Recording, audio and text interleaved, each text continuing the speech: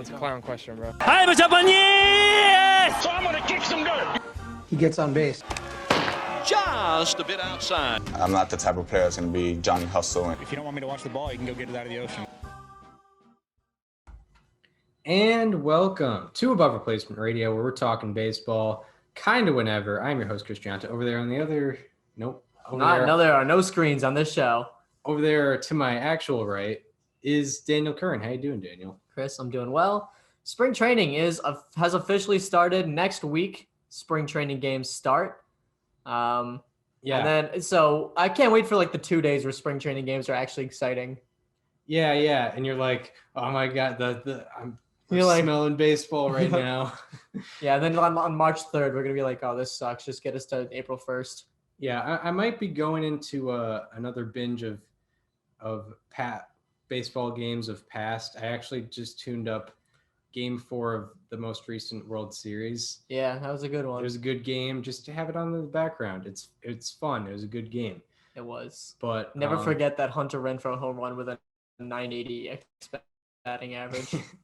Yeah, it was hit about 600 feet, but 2% of the time. I think it was like 448, like a line drive into the upper deck. But of course, 0.2. What was it? 2%. Yeah, 2% of the time, the center fielder or one of the outfielders just has rocket-powered jet shoes and hops 30 feet in the air and robs it. Yeah, one of the times it's NBA Jam and the center fielder's on fire. Yep. And he can just jump like through the roof of the 30 place. feet. Yeah. and grab that baseball. But yeah, that's a good game to watch if you're interested. If you're interested. That's the benefit of having. Funny how that's the first thing that comes to mind when I think of that game. Not the Dodgers scoring 7 runs with 2 outs, or Brett Phillips coming through. Yeah. Or the Randy comedy Rosa. the comedy of errors that happened beforehand. Yeah, that's it. That's all you can think about. Hunter Renfroe got robbed of Yeah. 1,000 X batting average. Yeah. I mean, I don't know if we can trust. We're probably going to reference a lot of savant stats in this episode, but can we really trust that if Hunter Renfroe's Game 4 World Series home run only had a 98% hit expectancy or whatever? Yeah. Whatever you would call that. Hit probability. But yeah, today we have a good show planned. It starts our division previews where, we kind of delve into what the teams are looking like. And we specifically point out one particular player who, we think the audience should be looking out for in the coming future, specifically this year. And we're going, no offense to the NL Central, but least interesting division to most interesting division. NL Central ain't looking too hot at the moment. So we're going to be doing that. But first, we're going to get into some news. Where do we want to start? Do we want to start with the Fernando Tatis Jr. Let's do it. 14-year, $340 million extension that broke right in the middle of the 1988 Dodgers episode? Yeah. I had a very distinct way of breaking it to you. Yeah, I had no idea. I was like, Chris, don't ask any questions. Get out your calculator. What is 340 divided by 13?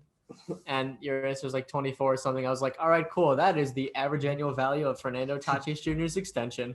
I was very surprised when I heard that. Yeah. Yep. Yeah, a lot to get into. So Fernando Tatis Jr. will start off by saying he's had 2 full years of service time. Yes, that's what I'm glad you got into that. I don't think I've talked to you about that, but a lot of people were saying this is very rushed by the Padres. He hasn't played a full season. The guy's got 2 full years of service time. He is ARB eligible starting next year. You might as well just get it all out of the way while you can, because this guy is a stud. So yeah, but in reference to the contract, and I don't know, just something that bugs me when people talk about it, and when people are referencing Ronald Acuna's deal where he got $100 million over 8, which still is probably a little bit of an underpay, but I don't think people realize that he's going to be like 30 when that is up, and then he's going to get his money. And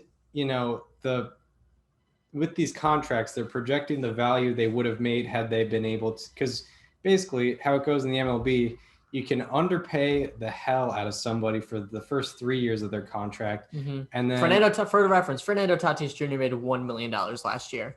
Yeah. Like, And we knew going into 2020 who he was. yeah. So you basically get 6 years of control once you're fully, once you have accumulated a year of service time.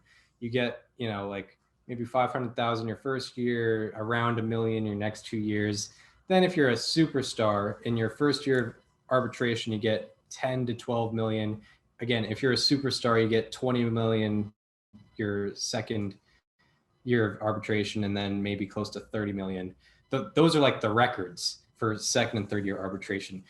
And like, it's still a bit of an underpay. So it makes sense that, like a guy like Acuna would get underpaid, or a guy like Tatis might get quote unquote underpaid.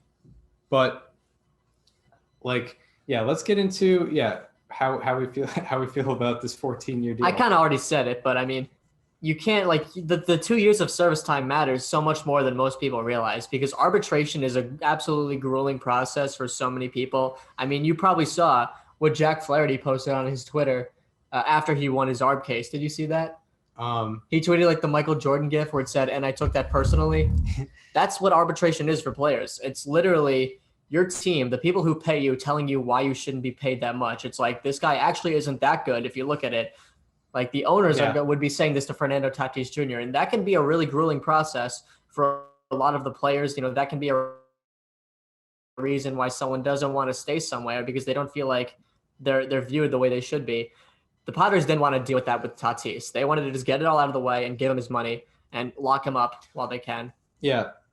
And you have to go through that process 3 times. Yes. If you're maxing that out, which like see the Red Sox with Mookie Betts. Yeah. I mean, I remember the first year of arbitration with Mookie Betts, they did not settle. They had to have an arbitrator settle that. Yep. And Betts won it, and kind of started a rocky road there. So it can kind of, divide team and player. In terms of how I think about, I mean, like, I'll preface this by saying I'm pretty sure that Fernando Tatis Jr. will be one of the best shortstops and one of the best players in the game. I have a take. In the future. Go ahead, though. Or currently. But if I were the Padres organization, I would have, I agree with probably most people here, I would have waited a full maybe 150 game season, but 140 game season from the guy. But I kind of understand, because it's like, there's not much else he has to prove other than a 140 game season, possibly. And I mean, what makes you, what would lead you to believe that had, 2020 been a normal year where he obviously stayed healthy, that he wouldn't have produced the same way that he did in the 60 game season? Like, are you, he did have a little slump for a couple of weeks towards the end of the year. Like, are we really going to believe that was going to last for 6 months? I mean, it's not necessarily that I'm trying to ponder of, and like, yeah, I mean, he did sort of still get unlucky in the 60 games. His WOBA was less than his ex-WOBA on the year. I mean, it's possibly health. I don't know what got him out in that first year. One of them was on like a specific play. Yeah. So it could be health, but also you want to see how a guy carries himself through a 140 game season, what, the slumps look like, how down he gets during the down years. It's kind of cliche, kind of, old school talk, but I don't know. I feel like when a guy has 4 years left of control without a complete season on his hands, it's a little bit of a risk. Although I have said if there's a guy you're going to take that risk with, this is the one. Yeah, him, or like if Soto never played a full season or something like that. Soto or Acuna never played a full season. He's one of those 3. Yeah, and although I think there's some people on Twitter who got to chill out on Tatis Jr. The Padres Twitter really likes him. They're saying, like, and they should.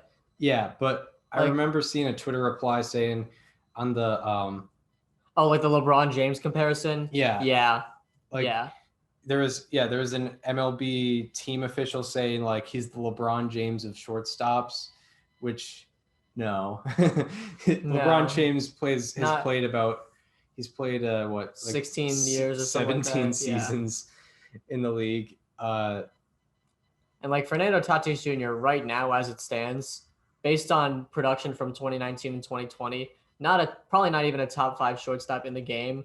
But we're under the assumption that by this time next year, he will be. Not only will he be that, he'll be a top 3 shortstop, maybe even a top 1 shortstop. Like that is, I mean, he's going into his age 22 season, so realistically, that is where he's going to be. But the fact that he's starting out, this way is certainly a great sign for the Padres. And with what the take I had, I think Fernando Tatis Jr. is going to end up being this generation's Ken Griffey Jr. Because a lot of Ken Griffey Jr.'s legacy is just the way he carried himself on the field while still producing at a fantastic rate. And that's what Fernando Tatis Jr. does. Like, people just love the way he plays the game. If you're not named Chris Woodward, you love it. Mm-hmm. And I think he's going to go down that way. Especially if he stays with a team like the Padres, like Griffey did with the Mariners. He sort of puts a franchise on the map. If he can get them to a World Series, that's going to be great for the game. And Fernando Tatis Jr. is, I mean, like I said, this generation's Griffey. Yeah, because it's a small market team that hasn't really had that much star power outside of Tony Gwynn. Mm-hmm. And even like Tony Gwynn wasn't necessarily a star. He was just extremely good at the game. Fernando Tatis Jr. I feel like Tony Gwynn has been easier to appreciate since he like was out of the game. Yeah, because like people have gone back and been like, wait a minute, like he's possibly the greatest like contact hitter of all time. Mm-hmm. Yeah. I don't know. I mean, obviously I wasn't alive when he was playing, but like I would be curious to know like what the buzz around him was like during his prime, like when he was hitting, maybe outside of 1994. Yeah, and to stay in a organization that wasn't really winning that much until later in his career. Well, was he on the 84 Padres though? I think he would have been, yeah, because age 38 in 1998.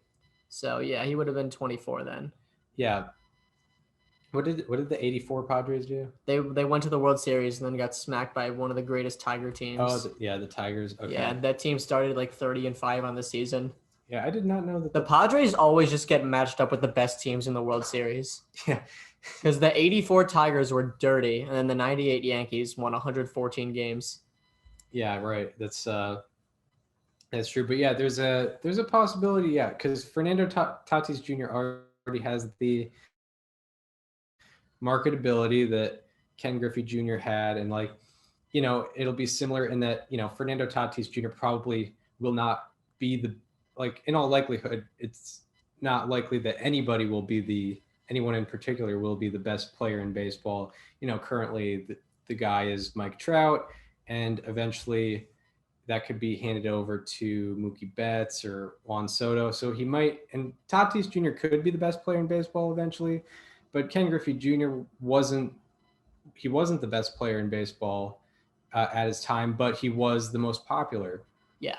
So Tatis Jr. can be that, be a likable guy, be a guy that people want to watch. And yeah, he's already on a video game cover, and it makes a lot of sense. But the Tatis hype is pretty real. I think that's all we have to talk about with Tatis Jr. This is a great time for the Padres, even though they might lose the division by 10 games this year. Like they have locked up their superstar shortstop for the rest of his career. They've got two young, still, I mean, Yu Darvish, I guess, isn't young, but Snell is still, I think, like 26, 27. They got some more, starting pitching depth, two great starters nonetheless. And like, this is probably going to be the most exciting. This is probably going to be the most expectations the Padres have ever had going into a season, even without Mike Clevenger. Yeah. And, this is the is this the longest deal in MLB history? I think so. It's gotta be right, because Trout's was 13 years, Harper's was 13 years, Machado's was 10 years, Stanton was 13, Arenado's was 12, Stanton was 13, yeah. Pujols was 10. Yep. Yeah. And that's a good transition, isn't it? Into what I'm trying to see. And the Pujols. Oh yeah, Pujols. But Tatis is going to be 35 when Yep. that I'm gonna be 34. yeah, we'll both be 34 when Yeah. when this contract is up. That's scary. He's literally a year older than us. Yeah, that is scary. I don't like seeing that. That makes me uncomfortable. Like the people that are like Wander Franco was born in March of 2001. Yeah, born before He's both of literally us. about to turn 20. Yeah, and it just doesn't seem that real. No, and But, he's been the number one prospect in the league for over a year now. yeah, which That is makes me wild. uncomfortable. Shows you how good he is. Yeah.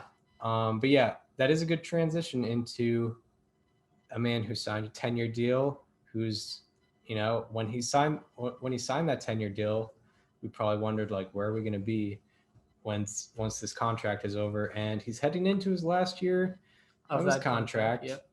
And apparently his wife said he was going to retire after the season. Yeah, that is so.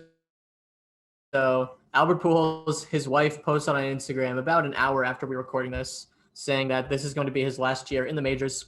It's just going to be his 21st at the highest level. And Pujols pretty much confirmed it. He left like a comment on it. So I guess that's all the confirmation we need. Albert Pujols is going to be retiring following the 2021 MLB season. We did what, 45 minutes to an hour on him. Yeah. That was one of the first players where I felt like I did a decent job on. Yeah. Like presenting their career. And it was mostly, the first 10 years, but Exactly. It was. But nonetheless, this guy is an easy first ballot Hall of Famer. He is the only player in MLB history with 650 home runs and 650 doubles, which is very impressive. I mean, the dude could just flat out slug like nobody else. Most 8-win seasons through players' first 10 seasons. Yep. Nice. There you go. There you go. I mean, like he's in the conversation for best hitter of all time. Like yeah. like I don't know if he gets that crown, but he's in the conversation. Yeah, especially like best 10-year span by a hitter. He had 172 OPS plus over a 10-year span to start his career, I believe. Yep. And over time, that's gone to, I think, a 130, 146, 148 146 OPS plus. Yeah. So, it hasn't helped him, but still amazing. And yeah, like in terms of the classic way of seeing a complete hitter, his career average is 299. And I think through his first 10 years, it was around 330, which is pretty unheard of. Like that's quite a drop. Yeah. Like pretty unheard of to hit 330, like early in the 2000s. Average wasn't as high then, even though it was offensive. Mm-hmm. But yeah, like he could hit, 330 with 35 home runs consistently. So yeah, a complete hitter could hit very good with runners in scoring position. He's I forget where he ranks all time in RBI. Is it second? He has 2,100 exactly. I think he's third. Yeah, well, it's third according to baseball. There's because it's weird. Yeah. Yeah, according to Baseball Reference, he's third, but according to who is it? Like Ty Cobb or something? Babe Ruth. Oh, Babe Ruth. Yeah, Babe Ruth has 2,214 according to Baseball Reference, but according to Elias Sports Bureau, he's below that because RBI technically didn't become a stat. Yeah. Official until 1920, and Babe Ruth did not get more than Pujols after 1920.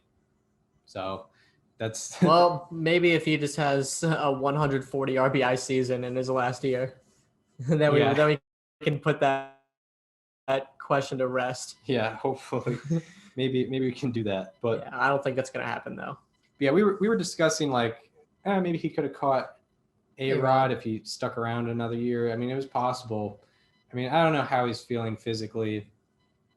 He seems to... I think we were all dreaming of a world where he finishes out his contract with the Angels and then goes back to St. Louis on a 1-year deal. Yeah, we were, and like is a DH for them because the universal DH will be coming in next year. Not only that, but he kind of took the torch from Barry Bonds after he retired because he was the 2005 National League MVP. That was also the year that he hit one 600 feet off of Brad Lidge in the playoffs. 3-time MVP. Yeah. I mean, like he was MVP runner-up in 2 of the 4 years. 2 of the 4 insane years by Barry Bonds. Like if Barry Bonds doesn't exist, he's probably got 5 MVPs. Yep. He's got, yeah, like he'd end up having the most MVPs if Barry Bonds didn't exist because no one else has more than 4. But yeah, 3-time MVP. He's had, 1, 2, 3, 4, 5, 6, 7, 8 seasons with an OPS above 1,000. Yeah. However many 30 home run seasons. It's crazy. He's the active leader in a ton of categories. Hits. Too many to count. Hits, runs, home runs, RBI, walks. He also has more walks than strikeouts, by the way. Yeah, it adds to him being a complete hitter. He's never struck out more than 100 times. Yeah, 93 is the most in a season. But yeah, that's Pujols. He's one of the greats. I hope he gets in unanimously. I feel like I just worry about some Angels writer that's like no. Yeah, that's the problem. Is like some Angels writers gonna be like, I watched him for 10 years. I definitely didn't see a Hall of Famer. Yeah. He's like, I don't know. He had like a 110 OPS plus. He was like slightly above average. He was all right, but a detriment in the. Did you see the guy that hit ahead of him? Like that's a Hall of Famer. Yeah. Exactly. But yeah, that's Albert Pujols, and if you want to hear more about him, episode 35 of part one of episode 35, where we talked about Albert Pujols' career and how amazing he was. But yeah, the Angels thing probably affects his unanimity. The standard's just so high, but even though they really love Jeter and only one guy did not vote for him, but whatever. Do we want to talk about the guy who, granted the players union a lot of leverage? Yeah, let's do that. So the Seattle Mariners haven't been in turmoil, but Kevin Mather, who I guess for a long time has had a really bad reputation around the baseball community, came out. He had some conversations leaked through the internet a couple of days ago where he basically admitted to using the service time manipulation rule that exists that'll hopefully be gone next year. He basically leaked that 2021 is going to be Kyle Seager's last year as a Mariner. He's an upcoming free agent. And he said that Julio Rodriguez, he has bad English, which it's fine. He also said that he didn't like paying an interpreter for Hisashi Iwakuma, which was $75,000 a year, which is not that much for a baseball organization. Yeah, I mean, he made a bunch of just awful comments, things that should never be said, and it really sounds like this is like more common than people realize within like ownership of teams, front offices, things of that nature. He also has like workplace sexual harassment like claims against him. Mm-hmm. Yeah, it is just very bad. Yeah, I mean, the sexual harassment claims is like, I can't really comment on that because it's whatever, him against other people's words, and if it's true, then definitely, yeah, he should probably not be there. But like, I can't really get angry at him saying things that a lot of people know, and it's like there's 29 other, or maybe not every organization, but there's probably 29 other people in his position that are saying the exact same thing behind closed doors, and I guess he went against I mean, like, if that's out there and you're saying it, then I guess props to you. But it's wrong. It's wrong that those ideas are out there. Yeah. The fact that they're being said, this is not really not really new information to any of us. And if you're the Mariners, you're upset, definitely. But I don't really get outside of the Mariners campaigning against him, because he's really exposing a lot of truths, actually. He's around the game, yeah. In terms, like, he's being, like, it's almost as if the players union hired him like hired him as a hit to file grievances against Major League Baseball and all that stuff. It seemed pretty ridiculous, but like I wouldn't be upset if I was not like in the Mariners front office, because this is just true stuff that's being said behind closed doors. That's going to give the players so much leverage. Yeah. Because next offseason is going to be one of the most anticipated of all time. And not because of any free agents, not because of anyone potentially out on the trade market, because of what's going to go down between the players union and ownership in Major League Baseball. Because the collective bargaining agreement, it ends next year, and they have to propose a new one. I remember it was in between 2016 and 17. There was like, people forget, we were very close to actually like going into the first stage of having a player strike between those two seasons, because the CBA was completed like 2 hours before the deadline. So yeah, it's going to be very tough to work out, because we all know the discrepancies there have been throughout the past, we'll say the last year, I guess. I think it peaked in like June, July of last year. And it's sort of continued a little bit into this off season. But, you know, the universal DH is at stake. The service time manipulation, I'll get into that in a second.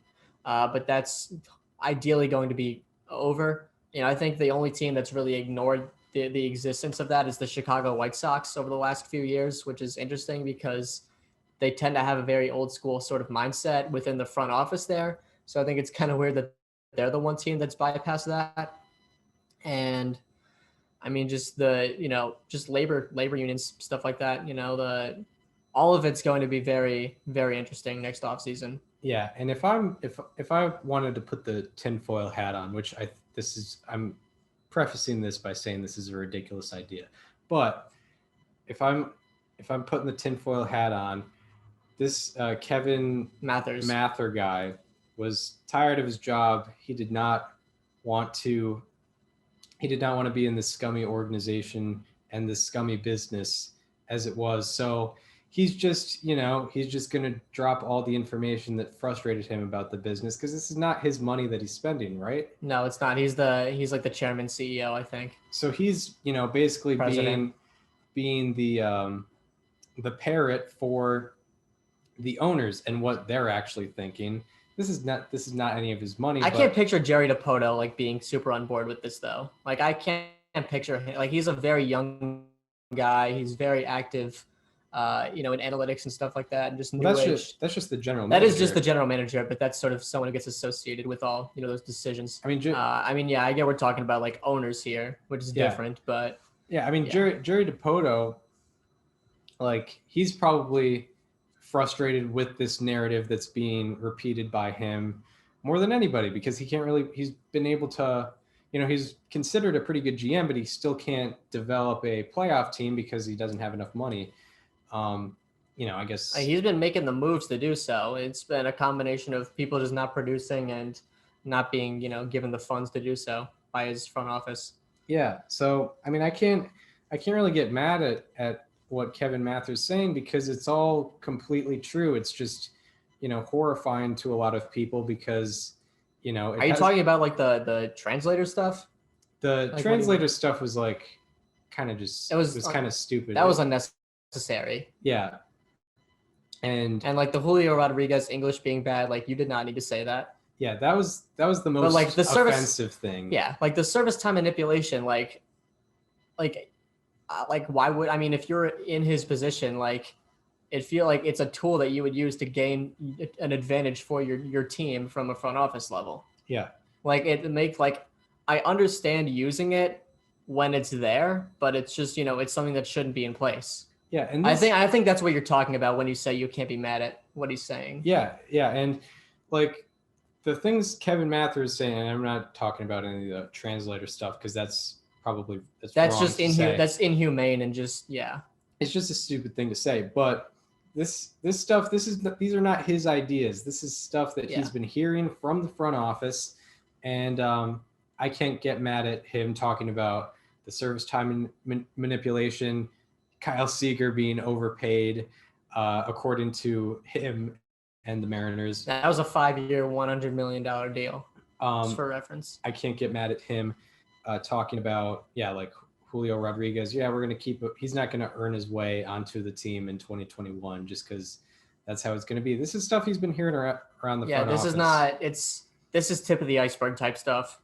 Yeah, like these are things that are being said behind closed doors, and he said it out loud. He probably took some things a little too far, but yeah, if you're the Mariners, you got to fire him. But well, he resigned. Or yeah, you know, one of the two is going to happen. Yeah, and that's what he ended up resigning before the Mariners had a chance, and they were going to fire him. There was no way in hell he was going to remain a member of the organization after that. Yeah, I mean, I found it weird. Like I read Ken Rosenthal put out a thing last night on The Athletic. Mm-hmm. You know, I understand that the translator stuff, the translator things he said, or the things regarding the translator he said was probably wrong, but I don't know why you're getting mad at that if you're the Mariners. Like you are, like the Mariners are known for being the number one like import of Japanese or Asian players. Like, they had Ichiro. Ichiro needed a translator the entire time he was there.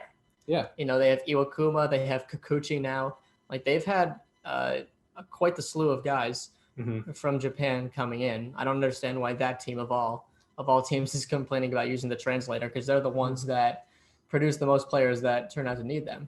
Yeah, it's weird. And that's just with that, nationality. Like there's obviously Latin players as well, which every team has. Yes. Yeah, like every team has players that need a translator, especially when as a player you are to be held accountable for everything you do on the field, and you need to talk to the media every single day. Like it gets exhausting, trying to fit in this league while also trying to learn a new language. So that's why those translators are there, and they're necessary. Yeah, and the last thing I'll say is I don't understand like Ken Rosenthal or Jeff Passan coming out calling for the disbanding of Kevin Mather and the Mariners based on saying, Kyle Seager's overpaid, Logan Gilbert and Jared Kelenic. You'll see them in mid-April. I don't understand them calling out for the firing of this guy based on those particular comments, because they were referenced in each I think of their it's the other two things. It was mostly the other two things, but those things were mentioned, and I don't know why that's something where a writer should come out and call for the firing of a guy, because he's exposing uncomfortable truths about. Yeah, I mean, like it's a frustrating reality as a baseball fan that this is what this game is from a business level. And I know that, the CBA next year, ideally that'll go away.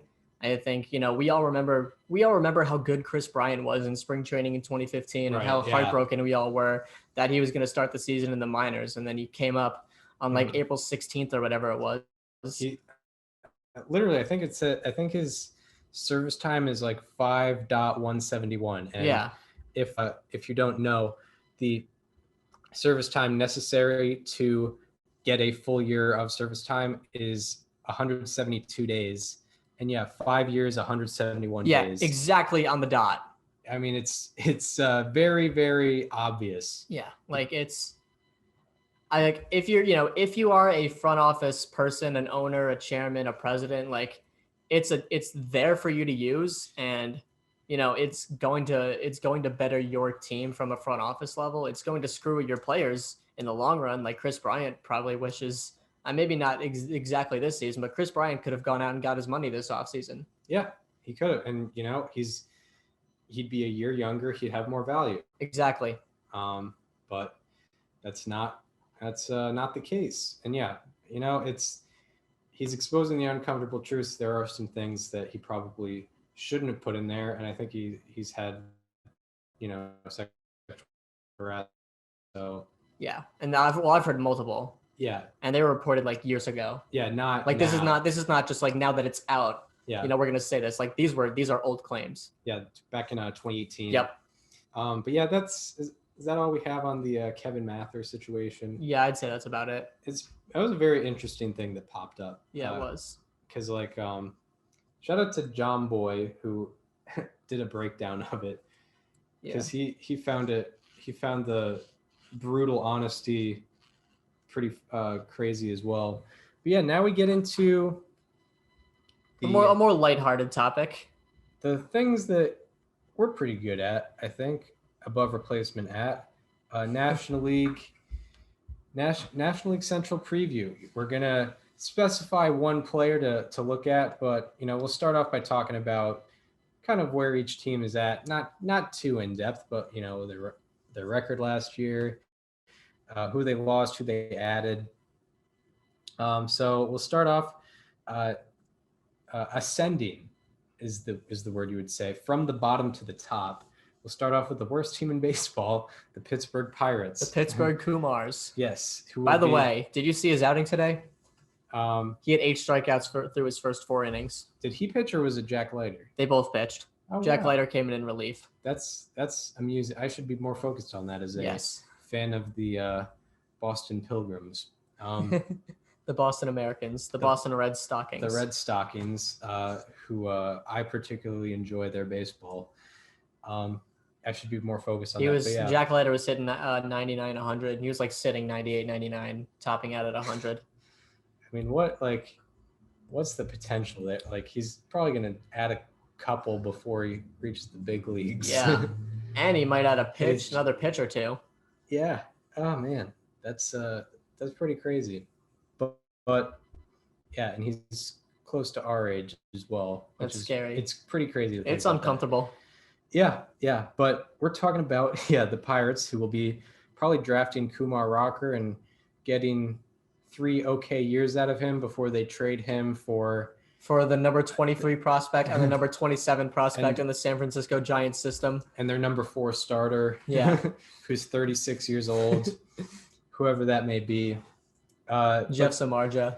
They're coming off a guy with like $15 million on 1 year of contract. It's like, we're finally gonna spend some money. Yep. Let's take a chance on Samardzija. Let's take a chance on let's see what he's still got in the tank. You guys remember that 2014 season, right? Hey, maybe Notre Dame wide receiver. Maybe he can play for the Steelers. That's what people will really care about. Yeah. But the Pirates are coming off a year where they went 19-41 for the worst record in baseball. That's right. And normally when you if we told you a year ago today that the Pirates would have had a 41 loss year, it would have been pretty insane. We would have been like, no way. They went. What would that be? 100. Well, what if we said they had a 19 win season? Yeah. They went 19 and 143. Yeah, I'd be like, that sounds about right. Yeah. Fair enough. 19 and 41. Yeah, that's also the worst record in baseball. So, which we all knew was coming. We all knew that they were going to be the worst team. And they did not improve in the offseason. They traded their first baseman, Josh Bell, who was an all-star in 2019. They traded Joe Musgrove, who was a productive right-handed starter.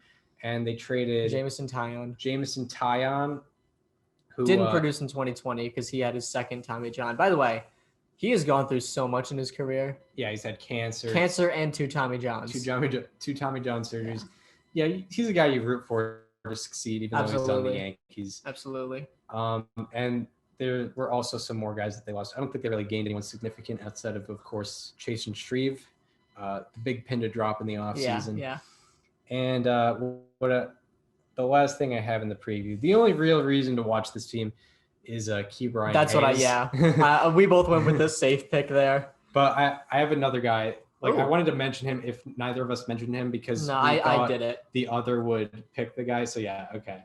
No, I'll start with Ke'Bryan Hayes. He is probably the favorite for National League Rookie of the Year at this point. Yeah, he legit led the league and led among rookies in wins above replacement in like 24 games. Yeah, he did. I think he had 1.9 FWAR or something like that, right? Yeah, I think so. That's wild. So one thing that I noticed about Ke'Bryan Hayes outside of the obvious is that he established himself. Chris, I know that people won't be able to see this through a podcast, but if you want to go check out his Baseball Savant, his spray chart was predominantly to the right side of the field as a right-handed hitter. That guy, he is a guy who can hit to all fields, but most particularly he goes opposite field, which is different. And I think it's really impressive. Like if you look at his hit spray chart, which shows up right there, that is more to the right side than it is to the left. Yeah, that's pretty interesting. So yeah, that's the sign of a pure hitter. Mm-hmm. He had, 5 home runs. I think it was like 1126 OPS, I want to say. Yeah, and he hit 376. 11-24. I was 2 points off. And even his expected batting average was very good at a nice 300 for expected batting average. But like I actually was looking at his on game logs. You can look at like some of his hits, just like it's a 10-second clip of him hitting. Very good bat to ball skills, it seems, and like he can find a spot in the diamond where there's a weak spot and put it right through. So he's very good in the pure hitting sense. But this guy is the reason to watch the Pirates in 2021. Yeah, he's like their only top 10 MLB prospect, and they're probably gonna have to wait on some guys.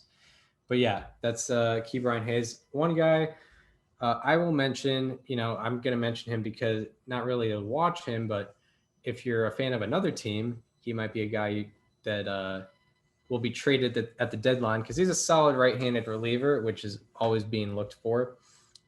Richard Rodriguez. So this man, Richard Rodriguez, over the last 3 years, he has put up a 3.02 ERA, 3.72 FIP, and 3.9 strikeout to walk ratio in 158 innings. So not a very small sample size. And last year, his strikeout to walk ratio ranked 7th among 173 qualifying relievers, and he did not allow a run in his final 11 appearances. And that's what I'm talking about, Chris.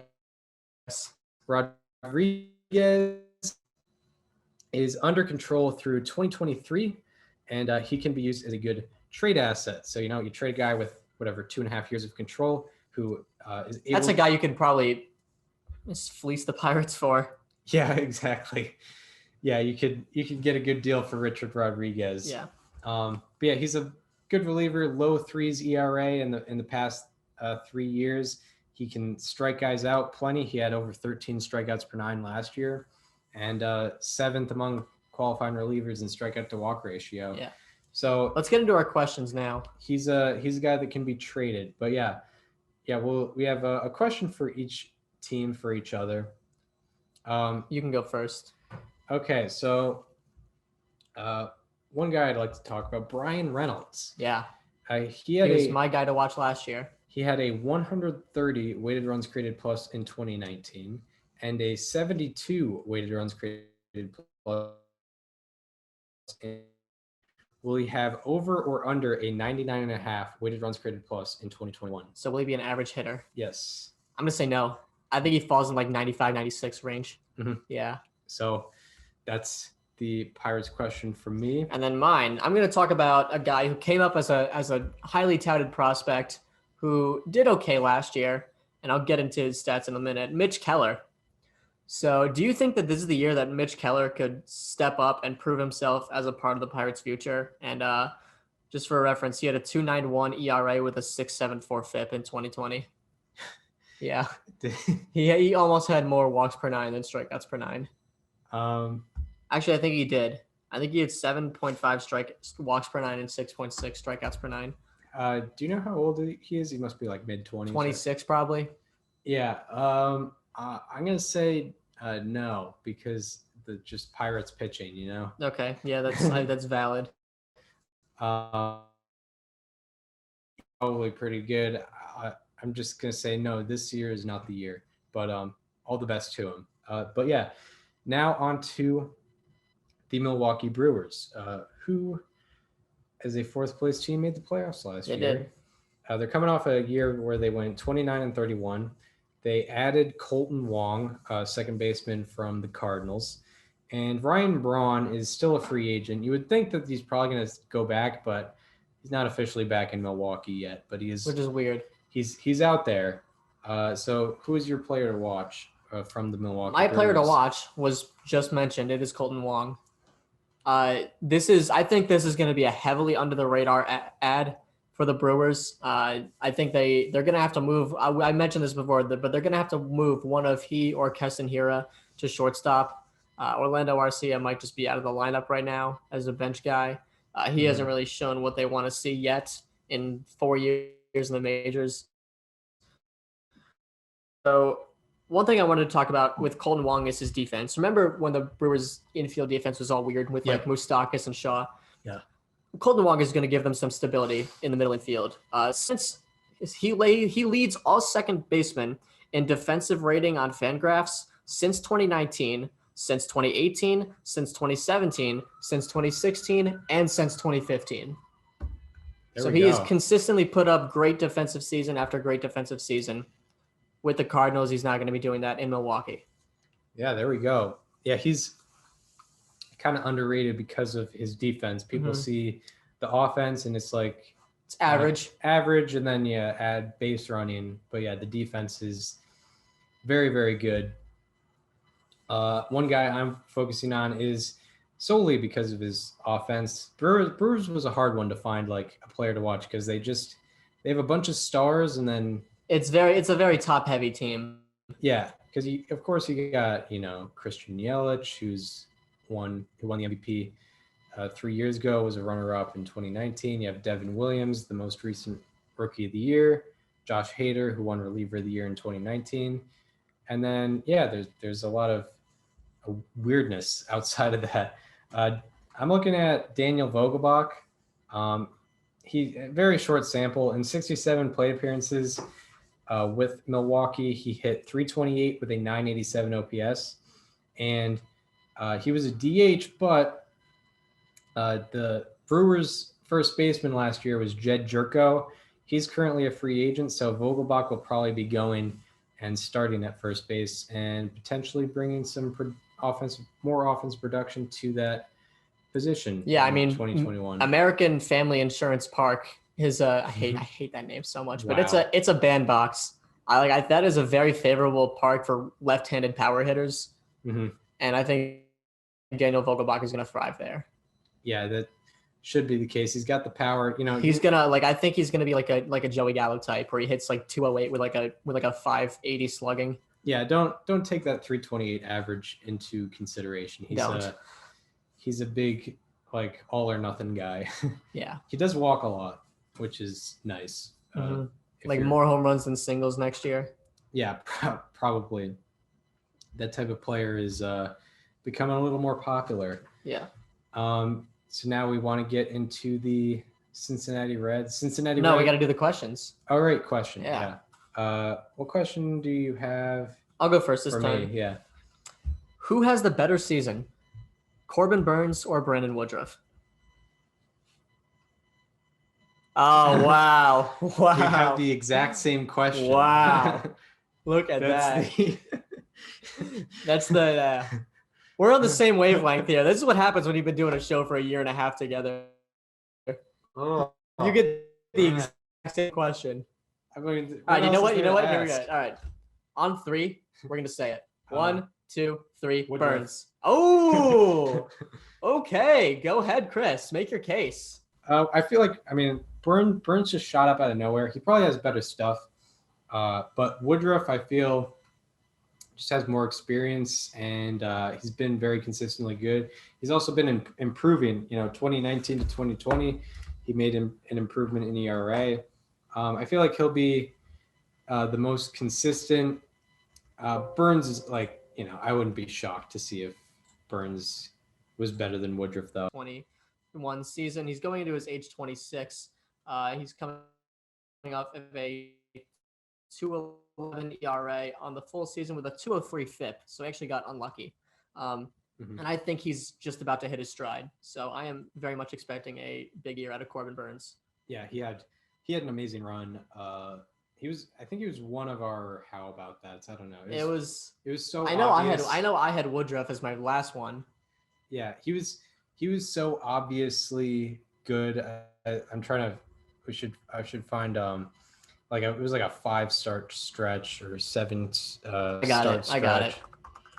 Where he was just absolutely insane. Yeah, it was his last actually let's not count the last one. From August 28th to September 19th, he started 5 games, went 4-0, 29 2/3 innings, pitched with an 0.30 ERA. That is 1 earned run in almost 30 innings. So yeah. Yep. Yeah, that's Devin Williams' season. Yep. In a 5-start span, pretty much. 47 strikeouts, 6 walks, no home runs. It was Yeah, 386 OPS against. Crazy stretch of baseball there from Burns. But yeah, And that was cool. pretty that's hilarious. We always worry about getting the same player when we go over people to watch for on teams. We've never considered having the same question. Yeah, no, that didn't happen last year, but second question of the year. Yeah. It's the same exact question. Wow. I feel like we might do it next time too. It's possible. For next team. So now we're talking about the Reds. Reds are coming off a year where they went 31. The Cardinals finished below the Reds on Baseball Reference. On Baseball Reference, it says the Reds finished 7th, which is weird because they had a worse seeding in the playoffs. If you go to the main page here, you want to click on that logo, right? No. You click on the Baseball Reference logo.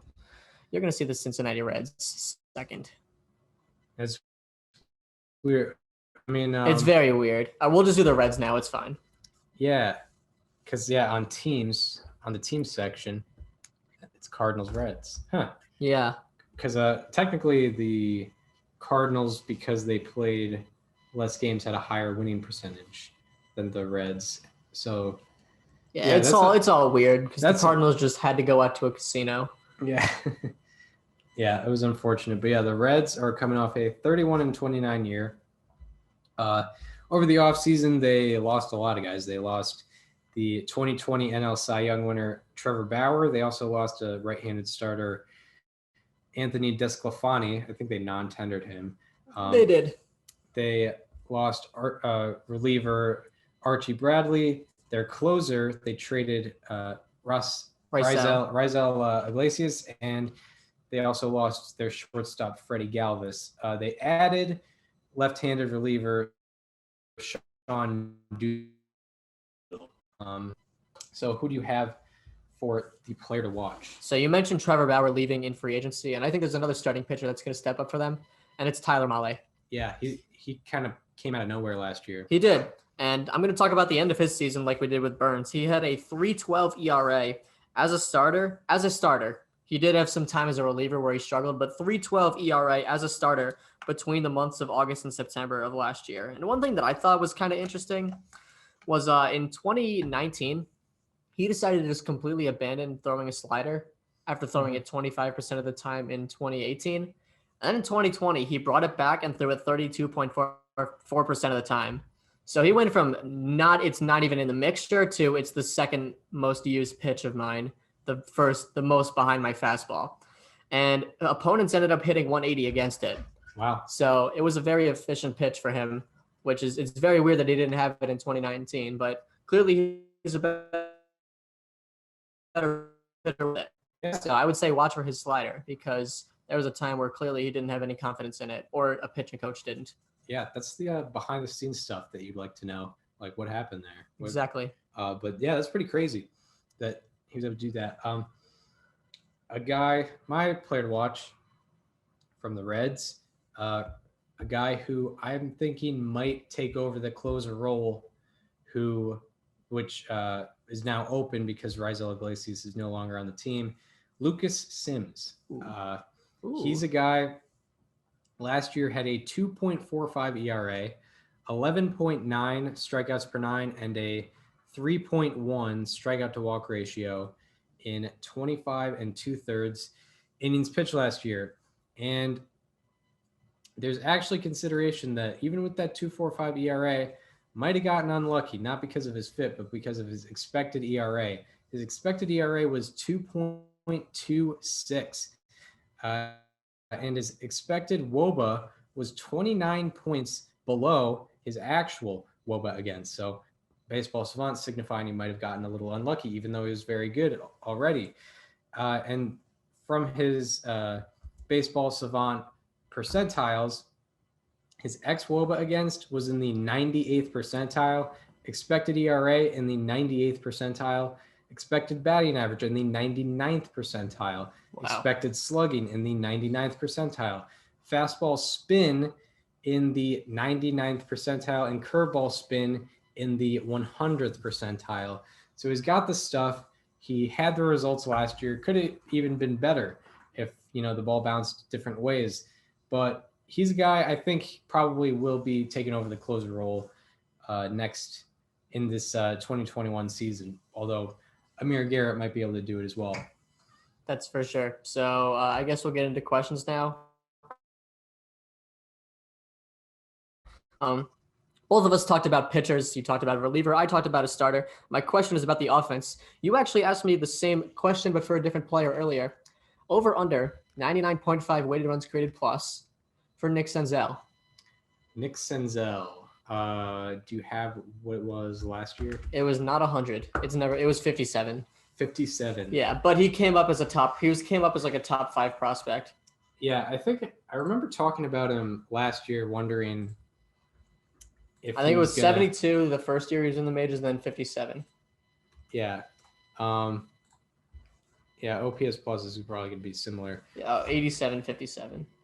That's OPS plus, not weighted runs created plus, but still. Hey, he's the same. He's a better OPS plus than Omar Vizquel. Oh, look at that. Huh. Yeah, I guess it was 87 in 2019, so it's possible. He's going into his age 26 season. He hasn't played a full season yet. Is he known more for his defense? Yes. I'm gonna say under still. Okay. I mean, he might get there eventually, but he probably has a similar career path to like Jackie Bradley Jr. Maybe. I could see that. Like maybe in a year or so he'll get to that threshold, but I think he'll be under 99.5 this year in 2021. I'm sorry, Mr. Senzel. Yeah. If you're listening. So maybe I spoiled my opinion for this, but after the departure of Raisel Iglesias, who will have the most saves for the Reds in 2021? I think it's still going to be Amir Garrett. Mm-hmm. Like, I think he's going to go into the season as the closer, and I think he'll do a fine enough job to keep it. All right. Yeah. He does seem to have that closer mentality as well. He does, absolutely. I mean, if there is nothing that screams closer mentality more than literally fighting the greater Pittsburgh area. Yeah. Yeah. And he would have taken to the streets on the clock every single citizen of that city off of it that night. Yeah, exactly. Man, that moment made 2019. It did. I mean, that was back when things were normal. Yeah, July. July through those like 4 days, because like just a few days before that was when Trevor Bauer hucked that ball over the fountain or over the wall in Kansas City.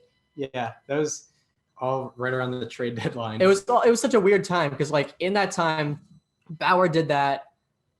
He ended up getting traded later during that game, and also Stroman got traded to the Mets, and everyone was so confused as to what they were doing. I was the only one that was optimistic from the Mets side, and I think that holds up to this day. Yeah, and of course, Puig fighting for a team that he no longer is playing for. Yep. Wow. I mean, yeah, that was great. But but yeah, you're saying Amir Garrett will have the most saves. That's a quality prediction. Now get into the Cardinals, who are coming off a 30-28 year. They lost Brad Miller, who was a quality DH for them. Colton Wong, who we've mentioned before, one of the best gloves in the game. Austin Gomber, who they gave up in the Nolan Arenado trade. He was a quality reliever for them last year. And they also lost Dexter Fowler, who was a free agent disappointment for them out of center field, but he will no longer be playing center field for the Cardinals. But the big one, they added Nolan Arenado, one of the best third basemen in the game, and owner of a $260 million contract. Yes. But yeah, who is your player to watch? This might be the St. Louis Cardinals. This might be a little surprising. This might be someone who you'd think I'm skeptical of. I'm going to say Dakota Hudson as mine. He has been slowly fixing the walk issue. Mm-hmm. And in majors in walks per 9 with a 4.48. And in 2020, he ended up being 92nd in walks per 9 out of 126 starting pitchers with at least 30 innings. So he's not completely out of the woods yet, but his walks per 9 went from 4.48 to somewhere around 3.5 between 2019 and 2020. I'd love to see the strikeout numbers go up still, but I'm optimistic that Dakota Hudson can slowly keep getting better between 2020 and 2021. Yeah, in terms of results, Because we still know that he has a really good ERA for his career. yeah, in terms of on the field results, he's been amazing. Yeah, a 3.17 ERA, a 133 ERA plus. It's just, what alarms a lot of people is the FIP and, the expected ERA, but he hasn't run into those problems that people have suspected yet. So, Yeah. And I think he has been slowly, like I said, he's slowly fixing the walk issue. His walk, I know 3.5 walks per nine still isn't good, but it's a hell of a lot better than 4.4 or 5.9. Yeah, and I know 2018 and 2020 are small sample size, but every year his strikeouts per nine has increased. Every year his walks per nine has decreased. Yep. So very good sign there from Dakota Hudson. So yeah, someone to look for, and in an old rotation outside of Flaherty, it's he's a good young guy to have. He's Exactly. heading into his age 26 season. My guy to look for, I mean, he's kind of a guy that people already talk about, but I think he's taken some steps up. Harrison Bader, he's the guy that is manning center field for the Cardinals. He was, if you don't know about his defensive ability, he was top 10 in outs above average among all fielders in both 2018 and 2019, and had a very good defensive year in 2020 as well. Had his best offensive year in 2020, I think. And that's what I'll get into. But yeah, like if 2020 panned out in a full year, he probably would have been top 10 in outs above average again. He's a guy who, a Gold Glove will probably be coming his way eventually.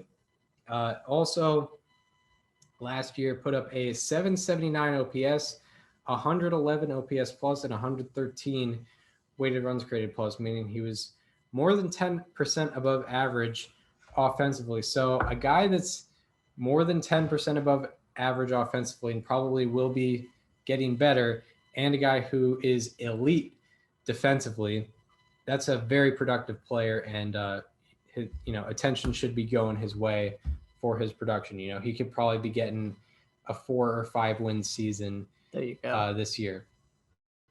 So now into our questions about the Cardinals. So mine is a two-parter here. Who produces a higher OPS between Paul Goldschmidt and Nolan Arenado? And Paul Goldschmidt over or under 879.5 OPS. I did the 880 question as well, because it's a meme. It is a meme. we should explain that one. Yeah. Answer the question first, though. Goldschmidt and Arenado. Yeah. Because a lot of people are going to be concerned that Arenado is going to be playing away from Coors Field. And you know what? And Goldschmidt's a good hitter as well, so I can't. This isn't completely discrediting Arenado, but I think Goldschmidt. I would go with Goldschmidt as well. Will have the higher OPS. Yeah. And 879.5. Dang. Even though I'm saying his OPS will be better than Arenado's, I think his OPS will be below 879.5. Okay. What would you say for the Goldschmidt line? I'll put it at 881. 881 above. So you should explain the context there.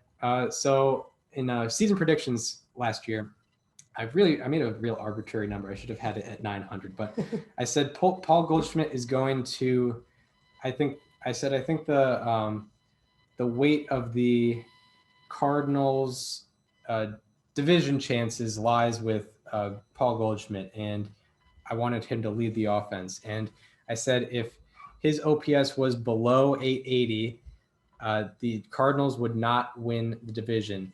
And if it was above 880, they would win the division. Very weird number to put it at, but I did that. And, heading into the last game of the His last at bat of the season. It's at exactly 880.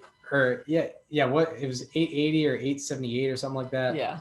So if he gets out, and they already had not won the division. Yeah, the Cubs had already won the division.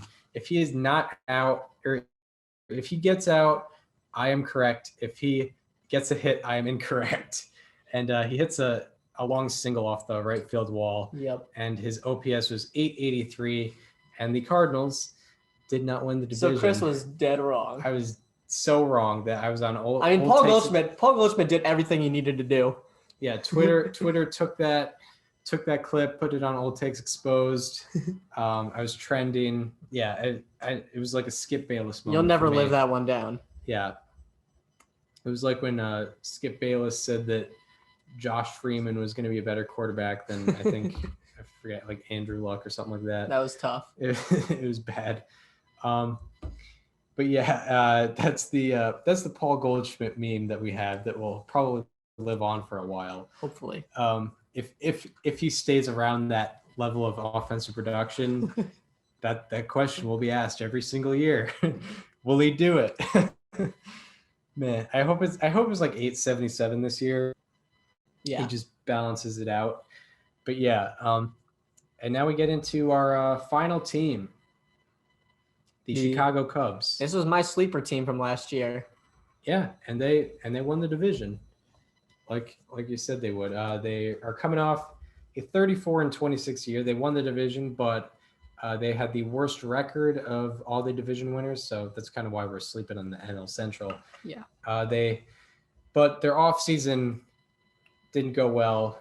They lost Yu Darvish, John Lester, Jeremy Jeffress, who was their closer towards the end of the year. Jason Kipnis, who was a very productive second baseman for them, I believe. Kyle Schwarber, one of their biggest prospects from a few years ago, and decent DH / just a decent bat. And, of course, MVP vote getter Ryan Tepera, also not with the team anymore. Not a legit, like, it was an accident that he got MVP votes. They added Trevor Williams, Jake Arrieta, and Jock Peterson. So definitely safe to say they lost more than they gained. But what player do you have on deck for the Cubs? I'm throwing a Hail Mary for this one, Chris.